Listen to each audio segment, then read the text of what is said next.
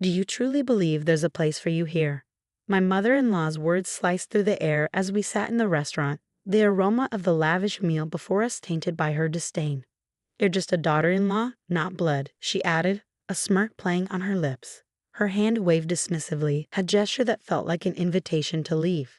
Anger coursed through me, making my hands tremble as I pushed back my chair to stand. But before I could exit the room, she halted me with a raised hand. Wait. What about the bill? If you're leaving early, leave the money, she demanded, a smug expression on her face. I met her gaze with a defiant smile. Why would I pay for a stranger's bill? I retorted, my name is Maya, a 29-year-old office worker. My husband Tyrell and I were content in our relationship, except for one persistent problem, my overbearing mother-in-law. Living in close proximity to her, she invaded our lives, criticizing my cooking and homemaking skills. Uninvited, she'd barge in, pointing out every flaw, all while pretending to be a concerned mother. When I complained to Tyrell, he didn't believe me. In his eyes, his mother was just a loving parent, blind to her manipulations. As time passed, her intrusions grew worse. Armed with a key my husband had given her, she'd enter our home, criticizing and complaining about everything. She even tarnished my reputation with the neighbors, spreading lies about me. I pleaded with Tyrell to move away, but he remained indifferent, busy with work. Then, a turning point arrived. His successful project led to a promotion and a significant salary increase. Seizing the opportunity, I suggested expanding our family. Now that our income has grown, perhaps it's time to think about having children. I proposed, hoping that this positive change might finally open his eyes to the toxic presence of his mother. I thought it was a good idea, but if we're considering having children, I prefer to live in a more child-friendly town. There are very few child care centers here, and there are no parks for children to play in. Isn't it time for us to move? Finally, my husband gave a positive response about moving, and I was happier about this than the news of his promotion. However, that feeling didn't last long. The next day, my mother-in-law came over as usual without any notice. I was fed up, assuming she had come to nag again. But something seemed different this time. I've decided to celebrate my son's promotion, so I've reserved a restaurant. It's a very expensive place, but it's elegant. The food is top-notch, and the staff's attitude is wonderful. It has a great word-of-mouth reputation, she said, inviting me to join. That's nice. Good for you, I replied, trying to be polite, although I was as unfriendly as ever. Well, never mind. I want you to come to this restaurant too. Please come. I'll check my schedule, but it's probably impossible, I added. Don't say that. We'll be waiting for you, she insisted. Even though I answered that way, she just smirked and left. Until now, she had been excluding me, but now she was inviting me and saying she'd wait. There must be something going on. When I asked my husband when he got home, he said he had already told his mother that we would go together. She had reserved that restaurant for us, and he was looking forward to it. You feel the same way, don't you, Maya? He asked. Sorry, but I'm not looking forward to it. I don't know how much money it will cost at such an expensive place. I don't want to go. Just say I have urgent business and enjoy yourself. I replied, feeling apprehensive about the situation. Why are you thinking so negatively? Besides, it's not just us going to the restaurant. My brothers are bringing their wives too. It would be bad if you didn't come with the whole family, my husband insisted, excited about going to a fancy restaurant for the first time. Even though I didn't want to, I felt compelled to comply. My words no longer reached my husband. If he believed my mother-in-law more than me, I decided to record her harassment with a voice recorder I bought online. She was probably planning to harass me at the celebration too. I would record her voice and play it for my husband. If he still defended her, I would divorce him. With that decision, I felt a bit better.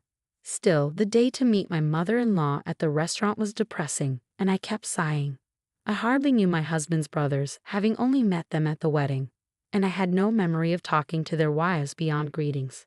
When we arrived at the restaurant, the waiter led us to a large room where my mother-in-law, the other son, and his wife, and the third son and his wife were already seated. The lavish spread was already adorning the table, with just one vacant seat. My husband, puzzled, tilted his head in confusion. Did the waiter make a mistake with the number of suits? He wondered aloud. I'll go ask. Everyone start eating, he said, leaving the room. The moment he stepped out, my mother-in-law stood up, her expression twisted into a sneer. "There's no seat for you. Why should I invite a stranger who just married my son to a family celebration?" she said, her tone dripping with disdain. "So I'll give you a choice. Show your sincerity and be accepted as family, or leave and never show your face to me again. Choose now." "I'm leaving," I answered without hesitation. Mother-in-law was momentarily flustered. Did she think I would beg her to recognize me as family in this situation? No way. "Listen to the end. If you pay the entire bill here, I'll recognize you as Terrell's wife. You must be frustrated being treated as a stranger, so pay up and become family," she demanded. "I told you I'm leaving. Why should I pay for someone else's family's bill?" I retorted, turning my back on her. Mother-in-law slammed the table and shouted, "Don't you get it? I'm offering to make you family. Are you okay with being a stranger? Pay up." "No, I'm fine being a stranger. Since I'm a stranger, I won't pay for your meal. Goodbye." Mother-in-law chased after me, but by the time she reached the entrance of the room from the farthest seat, I was already at the exit of the restaurant. When I got home, thinking I'd email my husband, he returned within 10 minutes. The waiter said the reservation number wasn't wrong, and my mom was causing a scene. "I heard the situation from my brother. I'm sorry for making you feel bad. You managed to come back quickly," he said. It seemed like my declaration that I was fine being a stranger had also stirred something in the eldest son's wife and the third son's wife. They had previously thought enduring harassment silently was the only option, but seeing me talk back made them realize they could do it too. In their momentum, both of them left, and their husbands, the eldest and third sons, hurriedly followed suit. I had braced myself for complaints from my mother-in-law, and sure enough, within 3 hours, the phone started ringing incessantly. It was so disruptive that I eventually blocked the calls. However, one call managed to get through from an unknown number. "Hello, sorry for calling so late. Is this Maya's mobile phone?" The man on the other end identified himself as a police officer from the nearby police station. He informed me that after being left alone, my mother-in-law had tried to eat what she could and subsequently attempted to make me foot the bill later on. However, the restaurant staff, already disapproving of my mother-in-law after the earlier disturbance, declined her request. They believed I wouldn't return to pay after leaving in anger. Ignoring all her calls, my mother-in-law was then suggested to pay by card, but she lacked a credit card and hadn't brought enough cash to cover everyone's meals. In a desperate bid, she tried contacting other family members to cover the costs, but no one responded. Frustrated and cornered, she started yelling, blaming me entirely for the situation. Her anger escalated, leading to a scene where she damaged expensive vases and flower pots at the restaurant. This chaos prompted the restaurant to call the police. The responding officers managed to calm down my furious mother-in-law, but she adamantly refused to accept any wrongdoing. The restaurant, not only unpaid but also burdened with a troublesome customer, sought help to escort her home. Feeling guilty about ignoring a call from the police, my husband and I reluctantly returned to the restaurant. Upon our arrival, my mother-in-law was being pacified by the police. The moment she spotted me, she raised her eyes and, crossing her arms, screamed, "You good for nothing.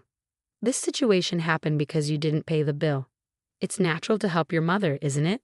Pay up now." I was utterly astonished when my mother-in-law uttered something almost threatening, even with the police present. They had clearly stated that if no one took her home, they would either escort her to her in-laws' house in a patrol car or arrest her for dining and dashing. "Please take her away, arrest her, or whatever it takes, just make her take responsibility," I said, my voice cold and resolute. Mother-in-law's eyes widened in shock at my words. "How can you say something so cold? I can't believe it. Just pay up. It's bad luck to have a family member arrested," she pleaded. "I don't care. I'm not family, and I don't want to get close to someone who's talking crazy and causing a scene," I replied, attempting to leave the restaurant and let the police handle the situation. However, my husband, who had remained silent all along, glared at me. I understand that what was said and done to Maya was terrible. But is it something bad enough to be arrested for? He questioned, defending his mother. "You're missing the point. She's in trouble with the police because she dined and dashed and caused a scene at the restaurant. I have nothing to do with it. Or are you saying that I'm the one at fault for not paying for 6 people's meals, even though I didn't eat?" I retorted. My husband fell silent but walked past me toward the police and the restaurant staff. I knew what he intended to do. Anticipating his actions, I called out to his retreating back. If you're going to pay for her meal and compensate them, we're getting divorced. Think about that. My husband didn't respond to my words and silently took out his wallet. I sighed and left the restaurant. Walking the familiar road back home, I started packing my essential belongings, preparing to leave. Just before the date changed, my husband finally returned. Mom's not getting arrested. It seems she was really in the wrong. But the restaurant said they'd forgive her if I compensated them and promised she'd never come back. I didn't have nearly enough money, so I had my brothers come and help. "Oh, I'm so tired," he explained, his voice weary. He continued rambling about what happened after I left, seemingly annoyed by my lack of reaction. Then he approached me, noticing my packed bags. "Hey, what's with these bags?" he asked, puzzled. "I'm preparing to leave the house because we're getting divorced. I told you that if you defended her, we'd get divorced. You're not going to say you didn't hear me, are you?" I replied firmly. My husband looked down at me, his eyes wide with astonishment. Then he raised his gaze and began to yell. "What's going on today? You've been acting strange all day. I understand that Mom did something terrible, but why do we have to get divorced? I've told you I'm being harassed, and even with evidence and other people's testimony, you still choose your mother, who was almost arrested, over me. Is it strange that I want to divorce someone like that? I've had enough." My husband continued to say various things, but it all went in one ear and out the other. I prepared to leave the house and made preparations for divorce. The next morning, I immediately went to get the divorce papers. When I signed and handed them to my husband, he made a big fuss about not wanting to divorce. However, when I mentioned involving a lawyer, he reluctantly signed, and I submitted the papers right away. Finally, I was able to return to being a stranger. Afterward, my husband moved out of the house and went to live with his parents. Apparently, he had relied on me for most of the housework, so he couldn't manage it himself. As a result, the house became a mess. Disliking the dirty house, he canceled the apartment lease and decided to return to his parents' home.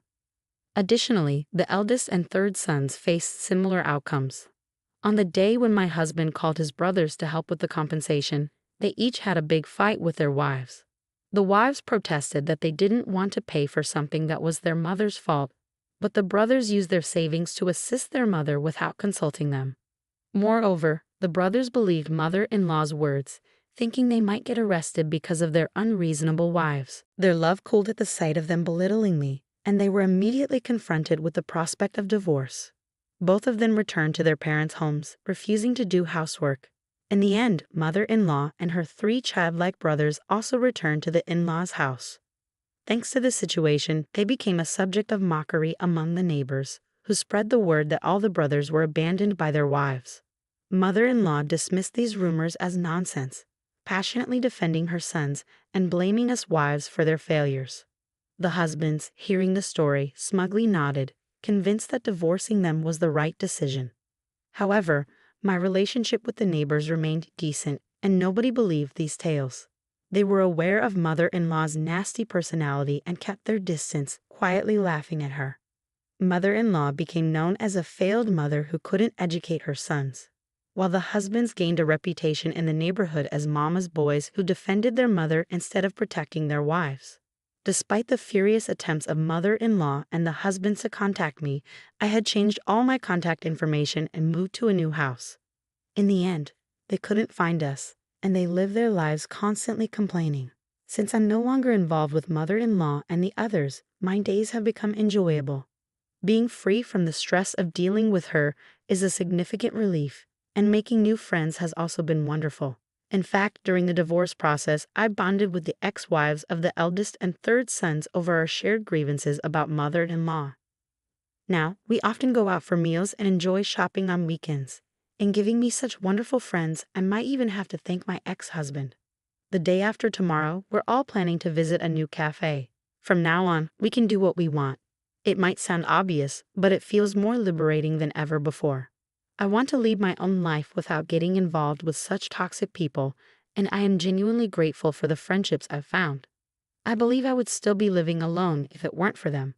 The reason I'm not lonely now and the reason I can live happily is all thanks to them. I'm truly thankful, and I hope this relationship continues forever.